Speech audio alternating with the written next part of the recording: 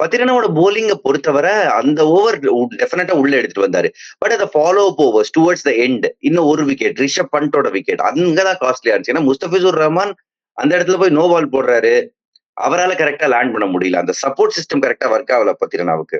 அங்கதான் சிஎஸ்கே அவ்வளவு பெரிய டார்கெட் கன்சிட் பண்ணாங்க. இன்னும் ஒரு விஷயம் நான் அப்சர்வ் பண்ணது என்ன, பத்திரனா ரைட் ஹேண்டர்ஸ்க்கு செம த்ரெட்னிங்கா இருந்தாரு. பட் லெஃப்ட் ஹேண்டர்ஸ்க்கு அவரால் அந்த டெய்லிங் இன் யாக்கர் இன்னும் ஒர்க் இன் ப்ரோக்ரஸ் தான். அவர் வந்து இப்போதைக்கு நம்ம குட்டி மலிங்கா அப்படின்றோம். ஆனா ஃபுல் மலிங்கா ஆகுறதுக்கு லெஃப்ட் ஹேண்டர்ஸ்க்கு எதிராகவும் அதே அக்யூரசி அதே மாதிரி பிளான்ஸை எக்ஸிக்யூட் பண்ற ஒரு விஷயம் நடந்துச்சுன்னா சிஎஸ்கேவுக்கு போக போக நல்லது. பத்திரனாவோட அந்த ஸ்பெல்லை தவிர வேற எந்த ஸ்பெல்லுமே உங்களுக்கு த்ரெட்னிங்கா இல்லையா? தீபக் சஹர் நியூ பால்ல விக்கெட் எடுக்கலைன்னா ரொம்ப ரொம்ப கஷ்டம். அங்க வந்து ஒரு பெரிய லான்ச் பேட் எடுத்துடுறாங்க. அவர் வந்து இப்போ அவர் கரியர்ல அவர் ஐபிஎல் ஆட ஆரம்பிச்சதுல இருந்து பவர் பிளேல அவர் எடுத்த நம்பர் ஆஃப் விக்கெட்ஸ் வேற யாருமே எடுத்தது இல்ல. எந்த பவுலருமே எடுத்தது இல்ல. சோ மிஸ்டர் பவர் பிளே அவர் ஒரு சில நாள் ஃபயர் ஆகலைன்னா இந்த மாதிரி பிரச்சனை வரும்.